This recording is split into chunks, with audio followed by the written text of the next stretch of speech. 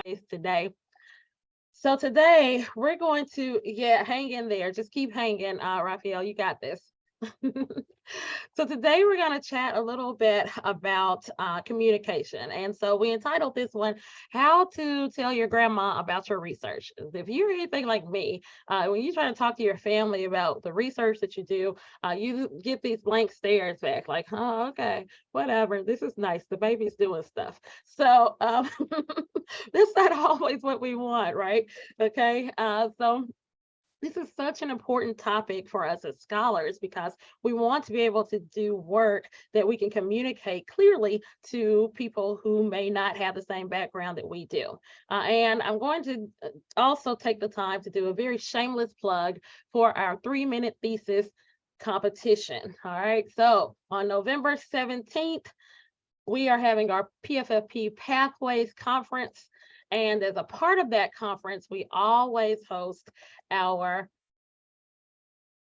3-minute thesis competition. So what I'm going to do is drop into the chat our PFFP link, but also that link to the 3-minute thesis competition. And if you're not familiar with it, you have 3 minutes and you have 1 slide to communicate your research to a lay audience, to an audience that may not be super familiar with what you are doing. So the hope is that you can actually do that, right? That is a part of the reason why we're doing this today. But the other part is, if you're going to write a grant, if you're writing a publication, if you're doing any of those types of scholarship, if you're even having a conversation on academic Twitter, right? You're going to be able or need to be able to communicate effectively and clearly what your research is about. So today we have 2 facilitators that are going to talk with us about communicating our research and communicating our scholarship. Dr. Krista Longton, round of applause, and Dr. Jason Organ. Fabulous. And I'm going to let them introduce themselves and tell you a little bit about them and go ahead and get the party started.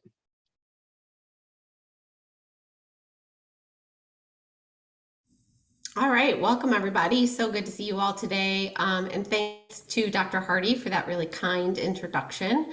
I know some of you, so it's great to see some familiar names and faces. Welcome. And for those who have not had an opportunity to work with Dr. Organ and I yet, I hope that you'll have some fun today. One of the things, Dr. Hardy, that we did not tell you ahead of time, and if this isn't possible, we'll come up with a new plan, is that we're going to use some breakout rooms, but that won't be till the end of our time today. Is that possible? Yeah, I think so. Okay, cool, great. They can be randomly assigned.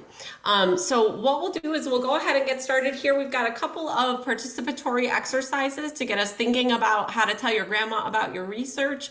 And I think we'll have a lot of fun today. A lot of what we do today is based in the communication literature, based in rhetorical theory, but really we're focusing on practice today. So we won't cite a lot to you today, but for those of you who are interested in the sort of research behind why we use these techniques and why these techniques are most effective, just know we're happy to share that literature with you. Both Dr. Organ and I have written about these topics pretty regularly since about 2015.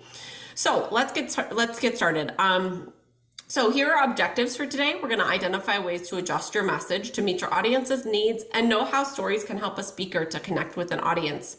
And we thought that we would start our conversation by talking a little bit what we know about communicating research with the public. And this is where I'll give a little bit of background about myself, and I'll ask Dr. Organ to do that after I'm done. So I have a dual appointment here on campus. I spend half my time in the Department of Communication Studies. We have a PhD program in health communication. I see one of our students, one of our students down at the bottom there, Roger Johnson. Our PhD program in health communication is really focused on communication about health topics at the bedside, in casual conversation with others, even in the public, right? In the sort of media, those kinds of things. So our students have an opportunity to study these topics. In addition to that, my role in the IU School of Medicine is as an assistant dean for faculty affairs and professional development. And there, I'm really responsible for helping our 1,500 full-time faculty and 3,000 adjunct volunteer faculty to communicate more effectively to their learners, to their patients, and again, to the general public. So as an example of that, during the early stages of the pandemic, I had the opportunity with my colleague Elizabeth Weinstein from Pediatric Emergency Medicine to train the call center employees who answered questions about the COVID vaccine. If you called 211 to schedule your vaccine, you got to talk to one of the people that I trained. So that's a lot of the work that I do. The research that I do focuses on the methods that are most effective in training folks to communicate in health and science topics. So based on that research, there's some things that we know already about communicating research to the public, someone outside your field. And so as we start here, I'll ask Jason if he wouldn't mind telling the group a little bit about himself before we start to talk about some of this literature you see here. Sure. So nice to see everyone. Like Krista said, it's really nice to work with this group, especially because you are the future of academia, and we are excited to help you change the culture around science communication in a way that is not as easy for us to do because we're already embedded in academia in a faculty line. And so we're hopeful that you get something out of this. So a little bit about myself. I'm an associate professor of anatomy, cell biology, and physiology in the School of Medicine. I've been here for 10 years. Prior to that, I was at St. Louis University on faculty. What do I do? Basically, I teach gross anatomy 24 hours a day, 7 days a week, and I make future doctors. But in addition to that, I'm really interested in how we communicate complex information to the public. I am trained as an evolutionary biologist, and so I've always been interested in how do we interface with the public around complicated topics like evolution. And so my role here at the School of Medicine is both to train anatomy students, but also to train scientists to become better at what they do when they communicate their work. So I've been working with Dr. Longton for about the last 5 or 6 years now doing this, and she has made me a better communicator. And I'm hoping that I can showcase a little bit about that to you today. Anyway, I'm going to turn it back to you, Krista. Actually, I think, Jason, if you don't mind, I'm going to let you take this slide. You always do a better job than I do this one. I like this one. All right, so this one actually speaks to me in a way that it maybe doesn't speak to Krista in the same way. And that's because I'm an evolutionary biologist by training. But before we get to that, what I want you to understand is that when scientists understand something, the public doesn't necessarily understand it in the same way. And we know this based on data from the Pew Research Center. So this is a survey from 2014. These results have been confirmed over and over again. So we have a 2014 edition here, but if you look at any of the more recent studies, the same kind of rift exists between what US adults understand about science and what members of AAAS, scientists who are members of the American Association for the Advancement of Science, understand to be true about science. Now, AAAS is an incredibly important organization. It is the organization that publishes Science magazine, so one of the top science publications in the US.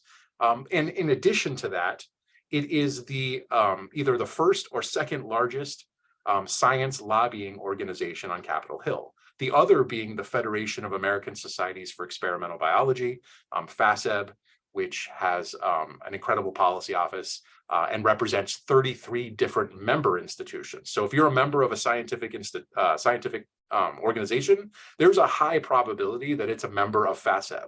And so FASEB and AAAS represent over 150,000 scientists on Capitol Hill when it comes to science policy. So these data are from a survey where just general public was interviewed and surveyed, and AAAS scientists or members of AAAS were interviewed about whether or not it was, for example, safe to eat genetically modified foods.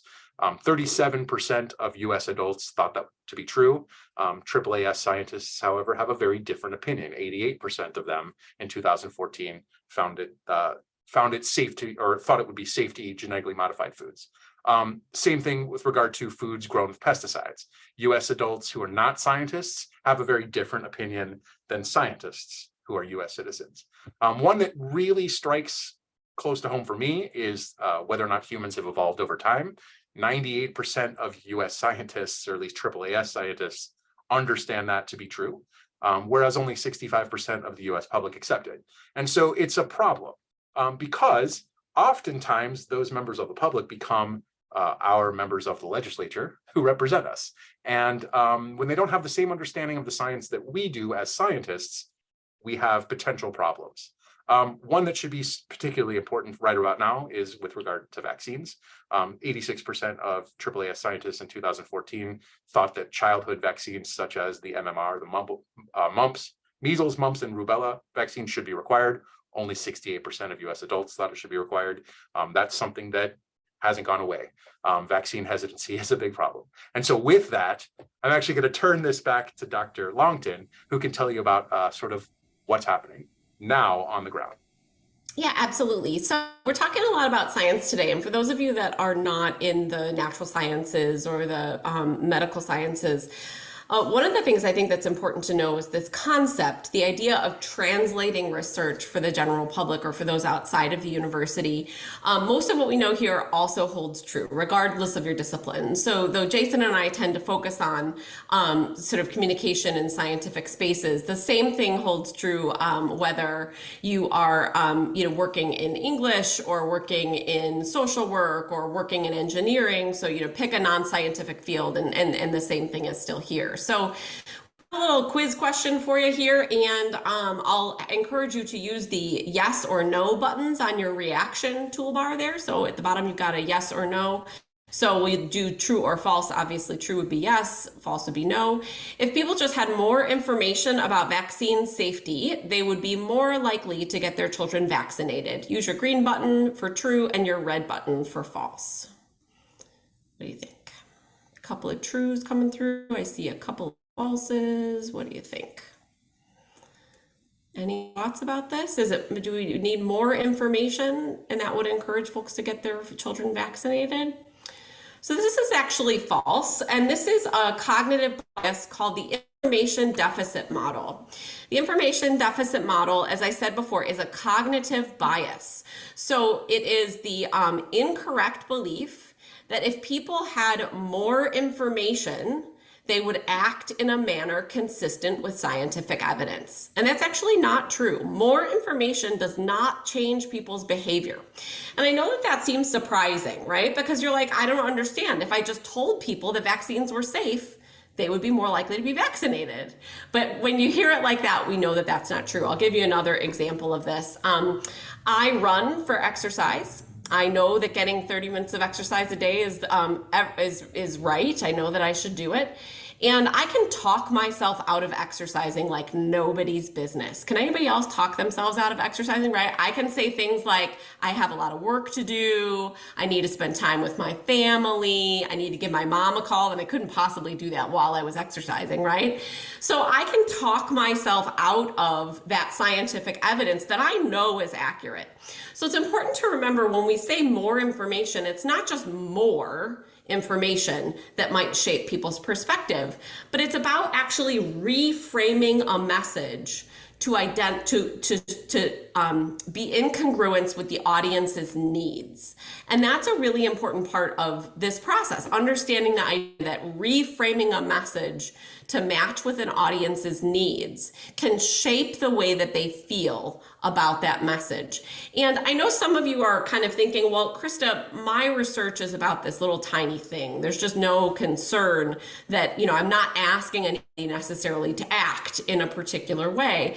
And that's okay. The broader thing that you need to know is just simply providing someone with more information isn't necessarily going to help them understand that information better, right? So when you're thinking about kind of translating your research with the lay audience, keep in mind that more information, and we all know this as learners, more information doesn't automatically make the light bulb go on for us, right? It's about the way that that information is framed that helps us to decide what to do next.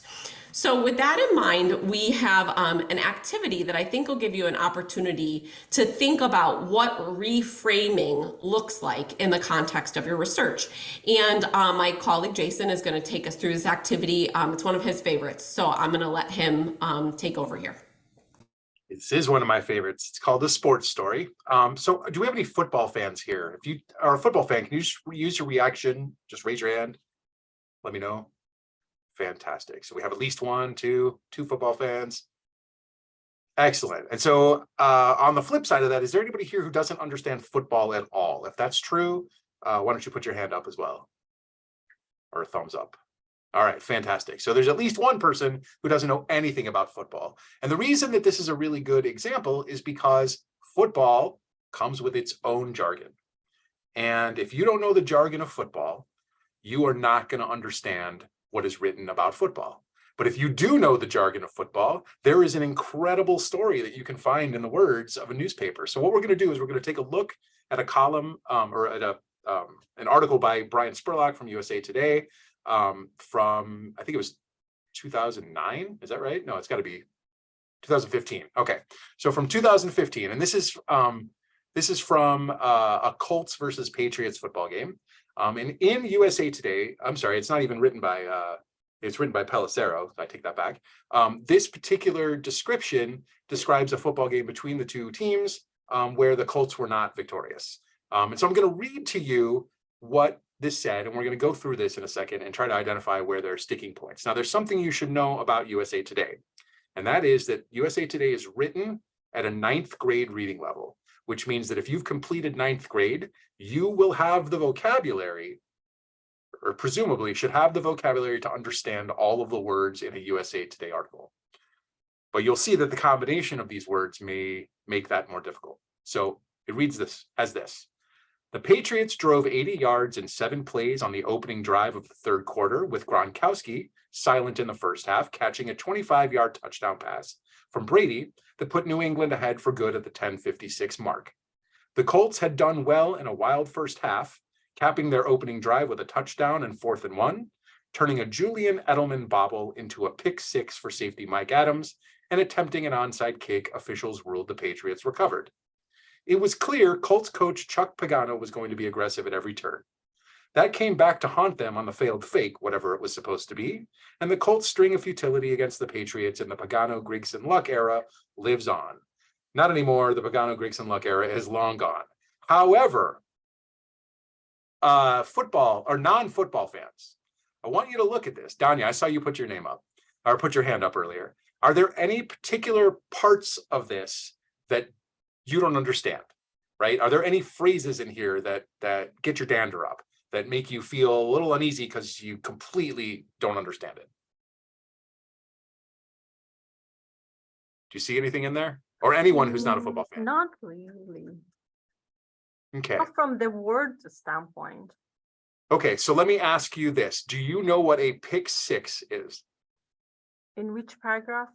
So that's in the second paragraph. Okay. It says Julian Edelman bobble into a pick 6 for safety Mike Adams. That's the third line of the second paragraph. No, I don't know that. Okay. Can someone who's a football fan explain what a pick 6 is?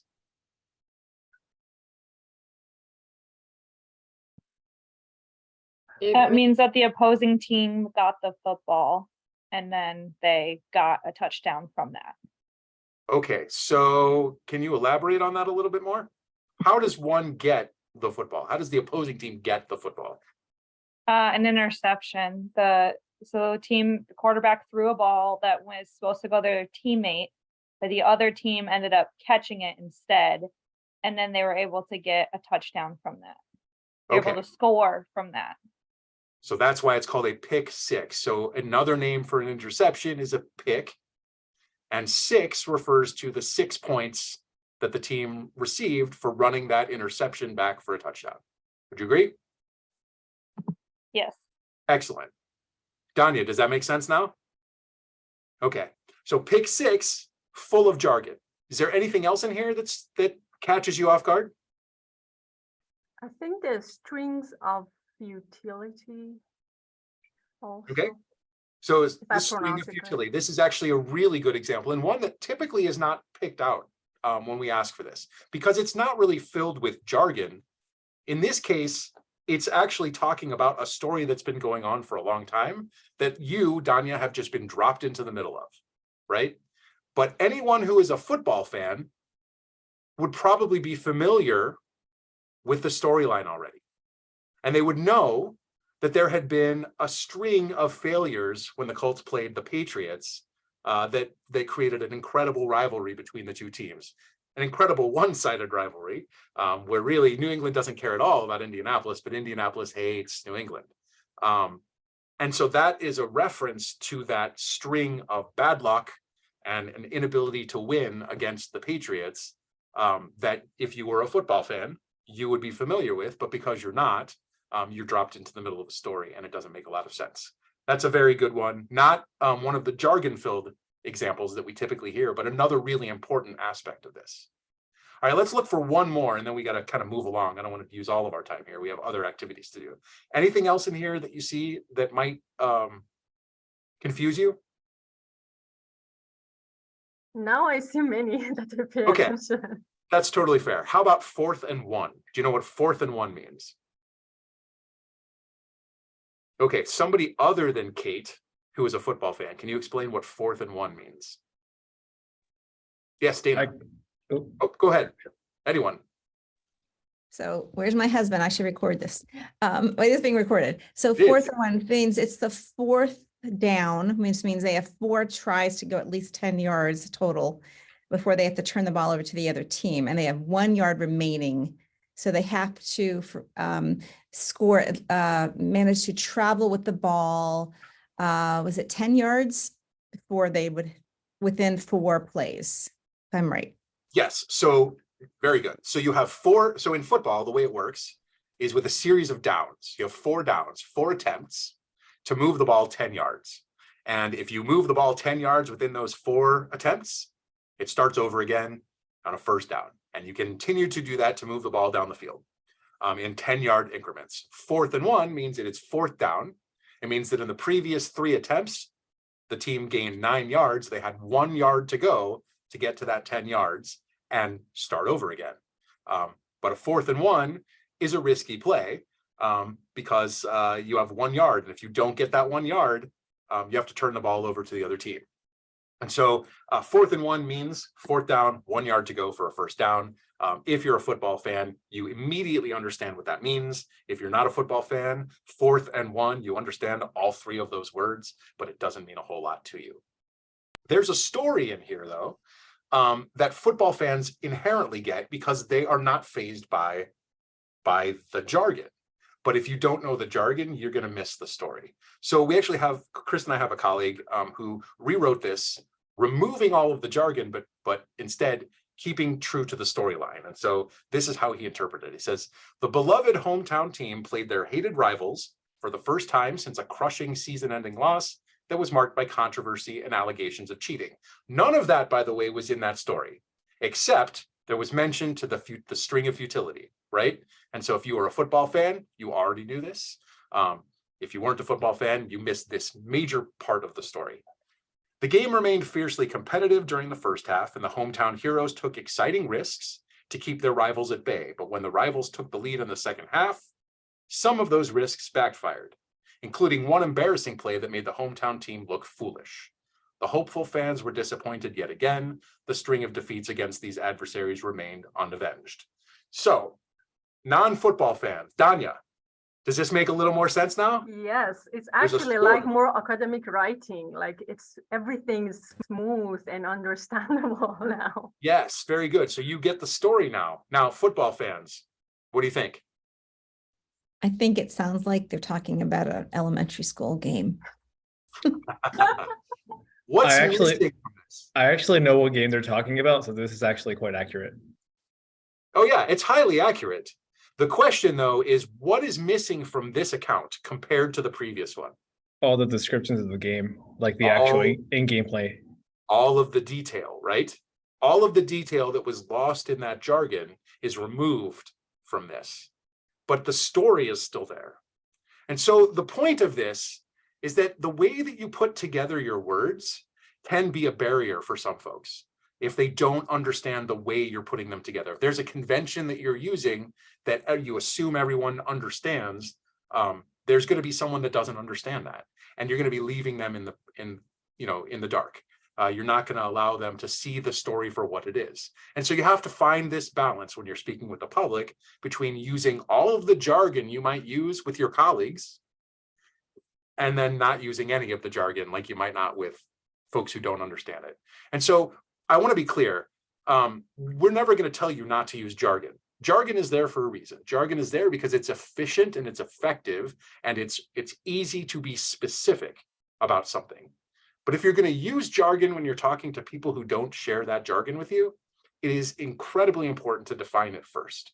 If you define it afterward, you're still doing a solid for your audience, but you actually have the potential to lose your audience. So for example, I study in my lab a particular disease that I'm going to call brittle bone disease. I'm going to call it brittle bone disease for 90% of the people that I speak with because that means something to them. But if I call it by its actual name, osteogenesis imperfecta, my colleagues will understand what I'm talking about. The folks who do work in osteogenesis imperfecta will get it. Scientists will understand it. Medical professionals might understand it, but the general public will have no idea what I'm talking about. And so the moment I use the phrase osteogenesis imperfecta, I have lost someone. If I said instead, I study a disease called brittle bone disease, the scientific name for that is osteogenesis imperfecta, I don't lose anyone, right? So defining a piece of jargon before you use it is going to go a long way to helping everyone be on that same playing field, to keep the metaphor going through. Dr. Longton, do you have anything you'd like to add to that?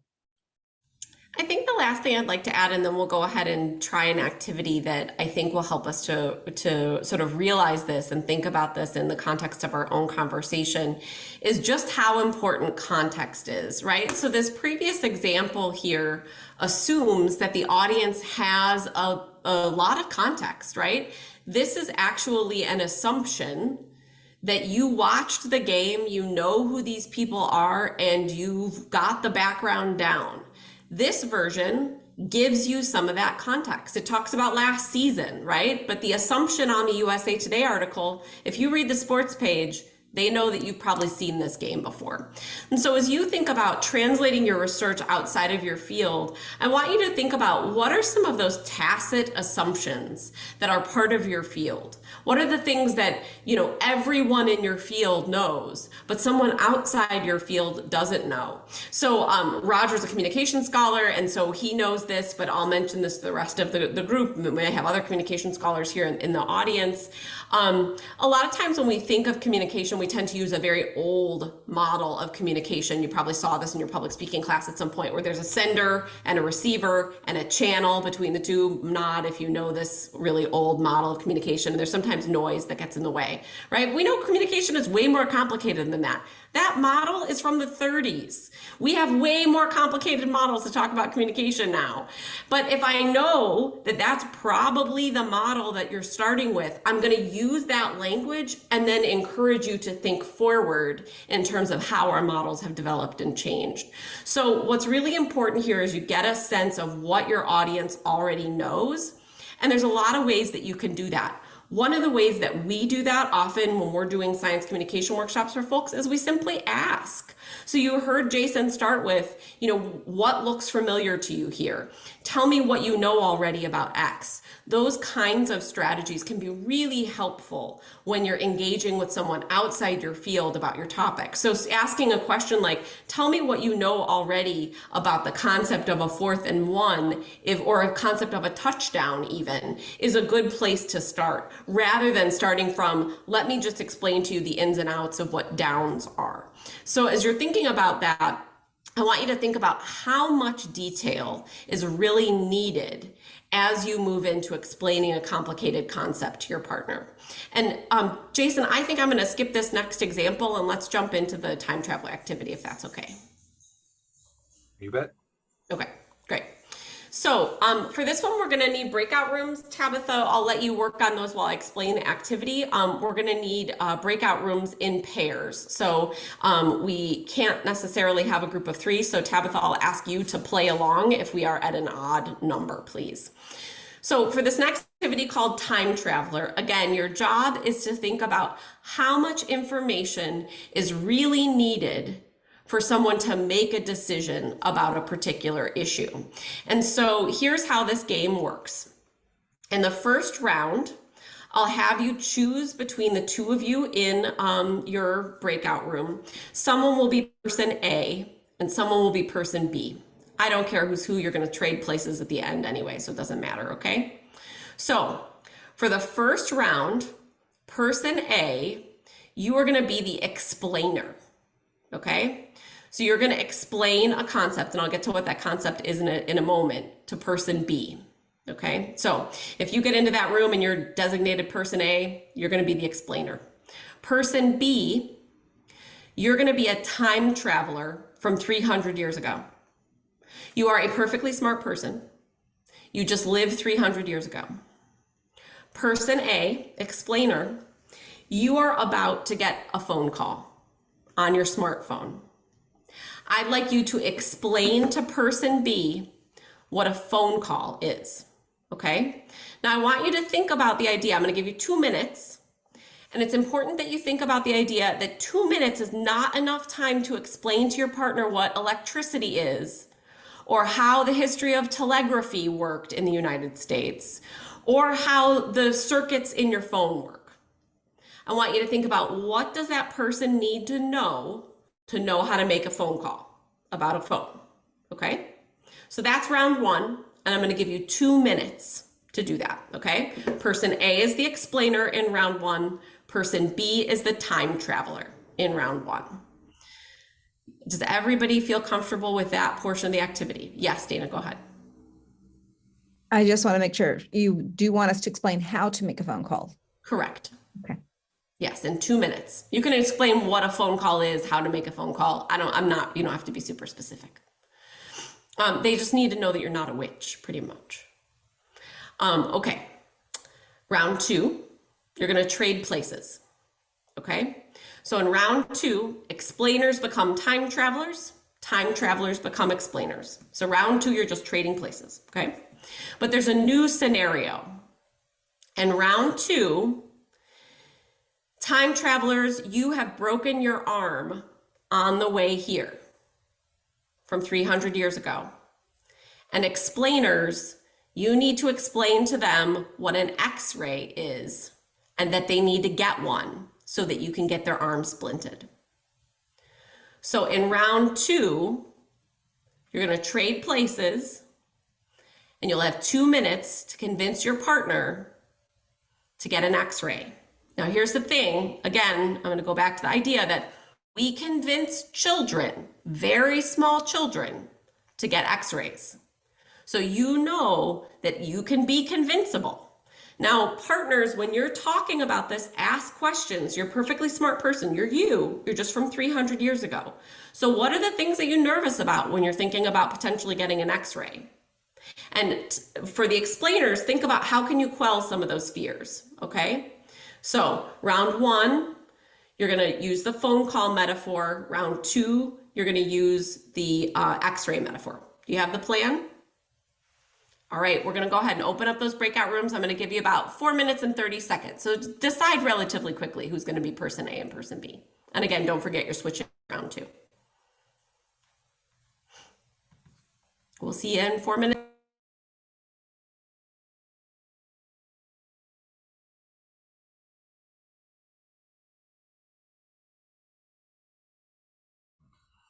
And Tabitha, if you want to, you can stop the recording during this part because it's never particularly interesting for folks to watch.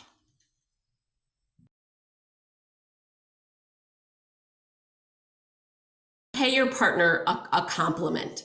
So if your conversation partner used a metaphor or used an image or said something that was particularly convincing, would you mind raising your hand or turning on your microphone and sharing kind of what your partner did that you felt like was especially convincing? It looks like Taylor is available to start. Go ahead, Taylor. Hi, I worked with Dana, and she opened up convincing me to get an X-ray by appealing to how much it must have hurt and how upset I must be that my arm didn't feel great. And I think no matter what time you're from, a little empathy goes a long way. Absolutely. And that's one of the most important things that we know about science communication and communicating with the general public. That starting from a place of empathy, experiences that we share as humans is a really important part of ensuring that that message lands well. When we think about building credibility and trust, those are primarily built through empathy, right? It's through that sort of shared experience, saying like, oh, I know how hard it is. Maybe you've never broken a bone, but I know how hard it is to be in pain and concentrate. And so I'm here to help and support you. It's a great strategy to use. And when you're thinking about your own research, starting with a place of like, I know all of this can be confusing, right? Or I know that you've probably heard a lot of mixed messages about a topic. So acknowledging that person's experience can be a really good starting point. That's excellent. Would someone else like to pay their partner a compliment? Again, a metaphor that they used or a turn of phrase that you thought was especially helpful in explaining either an x-ray or how to make a phone call? Oh, I think it was helpful that she acknowledged that it was difficult for me to understand. Good, good. Yeah, absolutely. Again, kind of starting from that place of like, it's okay that it's hard to understand, that you may not get it all right away, right? That's a great way to start. What else? Did anybody relate the phone call to a potential idea that that person might be familiar with already? Did anybody say, well, phone calls are like something else familiar to someone from 300 years ago?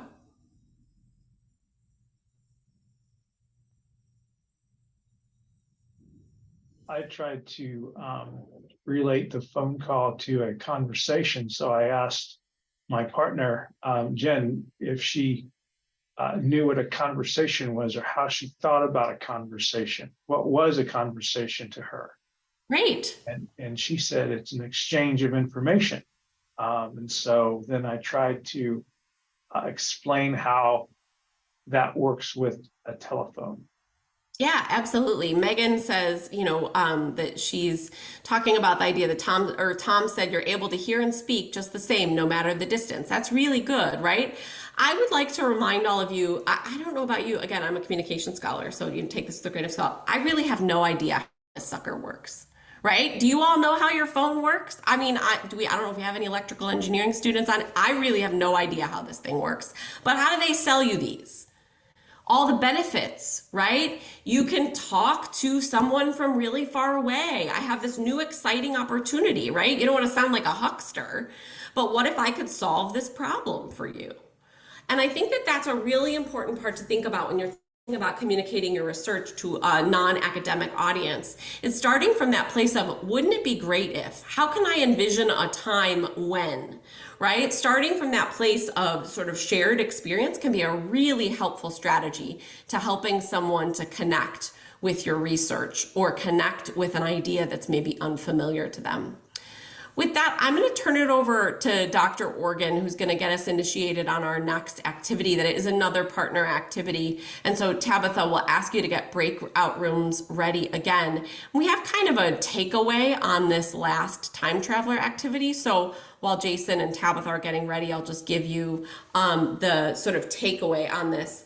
And that is really beginning from this place of how much information does your audience actually need to know in order to understand the so what of your research. They probably don't need to know the whole materials and methods section of your favorite article, right? As much as we are nerds and we love that materials and methods section, that's really probably not what the audience needs to know. What they need to know is the discussion. They need to know what the outcomes of your great work will potentially be or are. And so starting from that place of outcomes, and then if they ask questions about the approach that you took, strategy you took, cool. But start from what your audience needs to know and then work from there into details. So with that, I'll go ahead and turn it back over to Dr. Excellent. Yes. So how much information does your audience need to know? I was actually faced with this every single Thanksgiving when my wife's grandmother would ask me how I was so good at carving a turkey. And I always explained, I just said, Booby, that's my job. And she didn't understand, and I didn't feel like more information was necessary. Because she doesn't need to know how I've learned how to cut up things. As an anatomist, it's enough to know that it's part of my job that I cut things up and we're good to go. But when she would ask me about my research, right, I would have to think about something else to talk about, some other way to explain to her.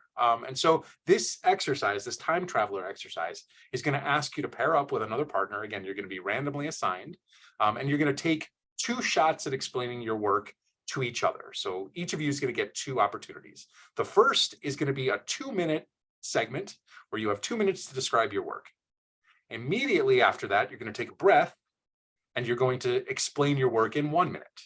And we're going to ask you when you do this to not speak faster, but instead to speak smarter. You want to have to make decisions about what you're going to have to make decisions about what you include in 1 minute that you or what you don't include in 1 minute that you included in 2 minutes. You're going to have to make choices about what is the most important information versus what is not the most important information.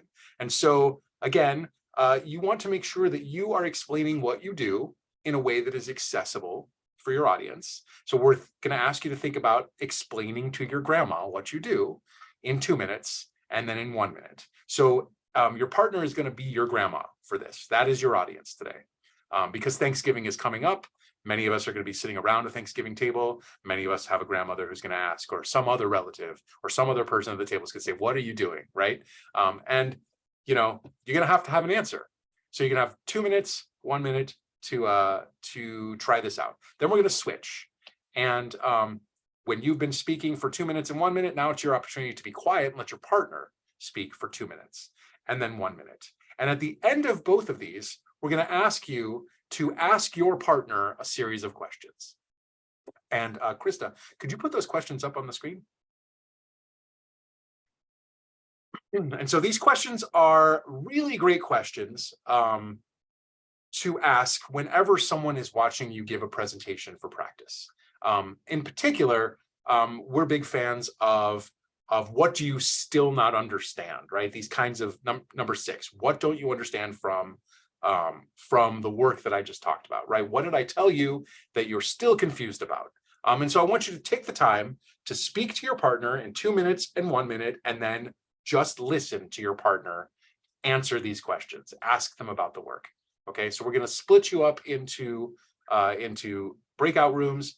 Each of you is going to have an opportunity to speak for 2 minutes, 1 minute, and then interview your listener, and then we'll switch. What do you not understand from what I just explained? Does that seem clear? All right, fantastic. Tabitha, do you mind sending our participants out?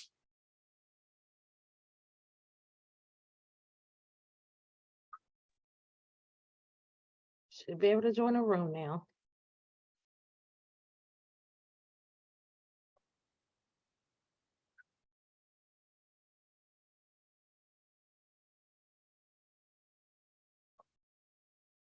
Thanks for the summary, Krista. Perfect. And I think that Tabitha, you may have to copy and Copy paste it. what I just Uh-huh. put in the chat Okay. into the breakout chat so that they've got that. I could do that. Thank you. And I've started the timer. All right. Oh, thank you. Good. I Started one too. What were you- I tried I clicked to enter my breakout room, but it didn't open. Okay, and you and Jen are in the same one. So let me see if I can oh, try it one more time. Well, actually, I think all right, I'm gonna move somebody to your room and see if it'll work. See if you can join it now, or maybe I can push you to join it. Let's see.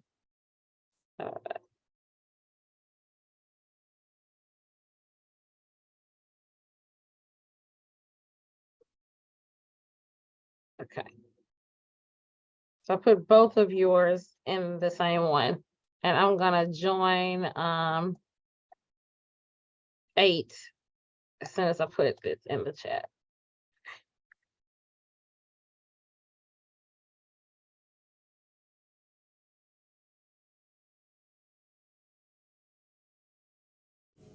This was feedback, Jason, that I got from Sharon Crowder. Nice. She, They're really nice. yeah, she she brings her Doctor of Nursing practice students to the State House every year during session to talk to their lawmakers and stuff. And I give like them off there in the room. Hopefully she didn't like guilt trip you into not calling enough or not coming to visit enough, right? All those things that grandmas do. At least my grandma did. All right, Dr. Organ, are you ready to debrief this with our scholars here? You bet. Okay. So I want to know how this worked out for you. I want you to tell me about your partner. What kinds of things did your partner say, or what kinds of metaphors did they use that helped you understand what they do? Again, we're going to try to pay compliments to our partners. So I'll go. So my partner was Mo. She did a really good job the second round explaining her research in 1 minute because she took the time to think about exactly what she wanted to say. The details that she chose, they were simple. She provided examples instead of using acronyms. And yeah, I think she did a very great job overall the second round when she just took the time to just stop, think, and make it as simple as possible. Excellent. You said your partner was Mo. Mo. Fantastic. Mo. What can you tell us about Chiquita and the way she did this? Because I think the time was we're short of time, but she did a great job explaining her research. She started with the general idea, and then it was almost like building up on it. She explained that she was studying postural control. Initially, I was like, okay, what's that? But she explained, she gave a definition of it, and then she began to explain even the mechanisms that she was using. And as she was explaining, she kept giving examples. So I was literally, it was almost like building, that was a soft build, and like I literally could just flow. Excellent. So let me follow that up with asking, when Chiquita moved from 2 minutes to 1 minute, what did she do with those examples? How did she make a choice? What did she choose to include versus what did she choose to exclude? And then how did that affect your understanding? So I actually ran out of time. We spent a lot of time with Mo, but I can explain the difference. When Mo explained her research from the 2 minutes to the 1 minute, the 2 minutes she used acronyms that I wasn't familiar with. In the 1 minute, she eliminated all of the acronyms. She spoke about the terms, but she provided examples of what they were, such as like intellectual property. She explained how she used the connection between policy and law to drive her research idea. And yeah, I think just removing acronyms and just providing very specific details is the difference. Yeah. Fantastic.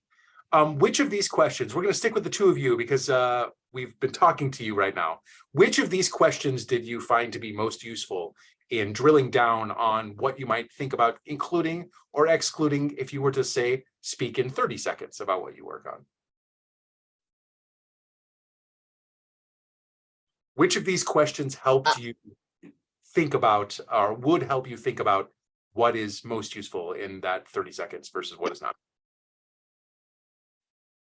I would say what stuck with me emotionally was the word the postural control. I mean, then she began to, when she described the way we sit and the way we stand, I could relate. I mean, because I mean, literally, I mean, as researchers, the way we position ourselves and our posture and everything. So I had almost like a visual idea or representation of what she was saying. So there was almost like a connection emotionally. So That's a great, yeah, I was just gonna affirm you there. What a great, like any moment that you can sort of use visual language, right? So, Jason does a really nice job when he's talking about his research about watching his children learn to walk. And so anything that you can do to sort of evoke that visual in a person's mind, right? Even if you don't have children yourself, you know what it's like to watch a toddler walk and how unstable they are. And I see some of you even smiling, right? As I kind of bring that image to your mind. So starting with those visual, even those visual descriptions can be a really useful strategy in drawing your audience in. Excellent. At the risk of taking too much of your time, we do have some things, we want to leave a little time for you to ask some questions as well. So Dr. Longton, I think I'm going to turn it back over to you.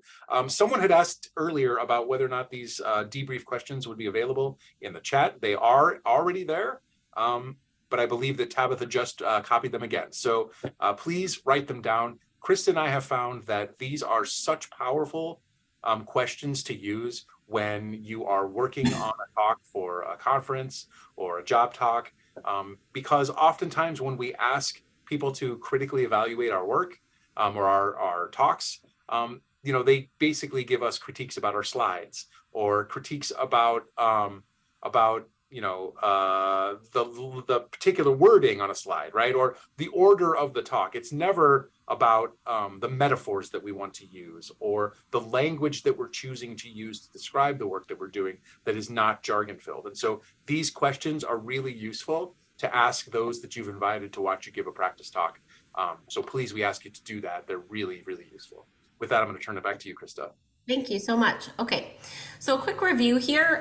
It's important as you're thinking about your talks that you're reframing your message to meet your audience's needs, thinking about what they care about, what's important to them. So as you're thinking about reframing your message, that might mean talking about your message in the context of their experiences, as opposed to in the context of your science. That's a shift, and we know that's a shift. But as you're thinking about talking outside of your discipline, that's really important. The second thing is make sure that you're asking your audience some questions about their interests, their education level, and their experience with the topic. With the 3-minute thesis competition, that's a place where it's not really possible to gather a bunch of information. But as you're prepping your 3-minute thesis talk, ask a friend, what do you know already about this particular mRNA, structure, for example? That's a great starting point. They can often use those half-life questions to give you some feedback. Make sure that you're going for engagement. So thinking about the idea that jargon isn't just a long word. We mentioned acronyms before. Please do spell those out or, say the whole word. But also think about that sometimes turns of phrase, even something, I say this to my scientist colleagues a lot, something like the word mechanism, right? Like a genetic mechanism is an example of something that, even though I know a genetic and no mechanism, maybe coming up with another word to talk about that can sometimes make a listener feel more comfortable with a topic. So here were our objectives today, thinking about ways to adjust your message to meet your audience's needs and using stories and emotional language as a tool to connect with your audience. Jason and I say a lot that communication is embodied, right? You can learn about communication by reading a book about communication. One of the best ways you can learn to be a better communicator is by actually doing it. So as Jason mentioned, I want to encourage you to practice your talks ahead of time and practice them without notes. Your job is not to memorize your talk. It's not efficient to memorize your talk, right? I always say to folks that, if we really wanted to be efficient, we would just give someone a copy of our talk, right? That's not what we're looking for here. What we're looking for is engagement and connection. And that comes from translating that information for your audience. So I'll pause there. We've got about 5 minutes left. And so if you've got questions for us, we are happy to take those.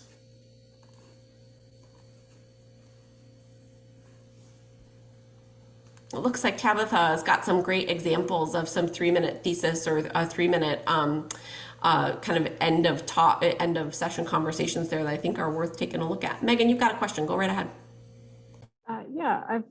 My question is mostly related to how to engage your audience when you're talking about a topic that they may not necessarily agree with on, say, a policy level, for example, or if you just don't know whether they what their personal feelings are, how to approach that. I, a couple of years ago, got a grant from the Center for the Study of Religion and American Culture to bring together scientists and faith leaders to have conversations about the sort of Venn diagram of faith and science. And in my research and putting that series together, I did that with Jason, as well as one of my graduate students, Kathy Ridley Merriweather, and one of our colleagues, Mel Weininger from the Department of English. We came upon some work from the American Academy for the Advancement of Science that looks at how to build relationships between scientists and faith communities. And the place that they started was about looking for opportunities for shared values or shared a place of agreement. So for example, even though scientists and people of faith, again, we know that that can be a Venn diagram of people, might not agree on everything, they both generally have a sense of wonder about the natural world. So starting from that place of we both can agree that we value nature, that we value the world around us, and that value is important to us, right? So sort of starting from that place of what are the values that we share, and then working out around the smaller policy decisions can usually be a good strategy. The example I use a lot in class is as another environmental example. Broward County, Florida is a very purple county. There are lots of cities that are run by Democratic and others that are run by Republican mayors in Broward County, Florida. But most of their economic development in that county comes from tourism. And so they've been very effective in getting climate change legislation passed when they frame climate change as an economic development issue, right? So kind of saying out loud, you know, regardless of whether you believe climate change is true or not, we know that beach erosion can be a discourager, if you will, for tourists to come to Broward County. So we've got to keep the beaches pristine if we want to have tourists and we want to have good jobs. So kind of starting from thinking about where are those places that we agree, and that might mean asking questions, you know, about people's, about people's values, for example. That, in my experience, has been helpful. Other questions as we wrap up?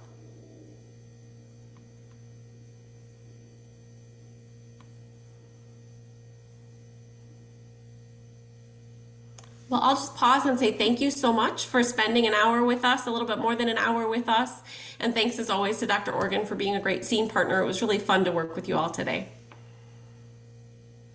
I have a question. Can I ask a question?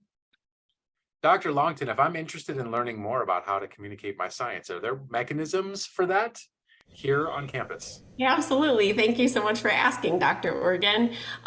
My colleagues and I in communication studies teach 1 credit hour courses that all of you can take. And so we want to encourage you to do that. Every spring, we offer 5-week courses that are open to anyone all across campus.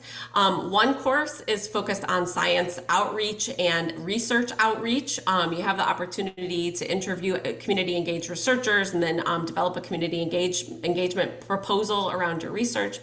I teach that one. Mel Weininger, my colleague in English, teaches a course on research writing for the public, and Dr. Organ teaches a course on policy, on how to use research as a tool to communicate to policymakers, and that's during the legislative session, actually. So we've got 3 great 1 credit hour courses that are available to you. I can send that information to Dr. Hardy.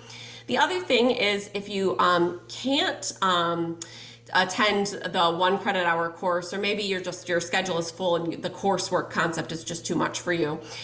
We offer a 3 workshop series on these same topics. And that 3 workshop series, I think, is scheduled in February in the springtime. We usually do it on Tuesday nights, I think. So those meet usually from 4 to 6 p.m., 3 weeks in a row. And I will also send that to Dr. Hardy so that if you can't do the 1 credit hour course, which is usually 5 weeks on Wednesday nights, then maybe the 3 workshop series is right for you. It's a lot less, obviously, because you're just getting the 3 workshops, but it still gives you some practice and an opportunity to work on talking about your research. So I'll make sure to send those to Dr. Hardy before we're done. Thank you, Jason, for the reminder on that. Thanks so much, everybody. We appreciate Dr. Oregon and Dr. Longton presenting to us today. Give them a round of applause. Thanks, you guys. We really appreciate it. And I dropped in the chat our next event. It's going to be our Pathways Conference. It's November 17th. So save the date and register to attend. There'll be free food, and it features, again, our 3-minute thesis competition. Hopefully we'll see you guys there. Thanks, everybody. Have a good Thank day. you.